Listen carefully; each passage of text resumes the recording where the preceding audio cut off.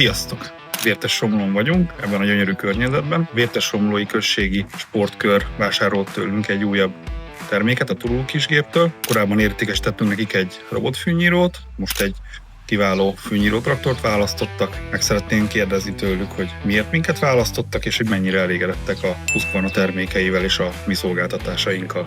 Igó István vagyok, a községi sportkör elnök helyettese. Jelenleg 80 éves a sportegyesületünk, és egy ilyen sportcentrumnak a karbantartása csak a modern technikával lehetséges. Ez a modern technika nálunk a Husqvarna termékeiben jelent meg, hiszen most már régebb óta vágjuk Husqvarna robottal a pályáinkat, és hát a önjáró és gyűjtőfűnyíróra is szükség van, ezért úgy döntöttünk, hogy kiegészítenénk a robotfűnyírót ezzel a csodálatos kis masinával. Nagyon örülünk, hogy sikerült ezt az üzleti tárgyalások lefolytatása után beszereznünk.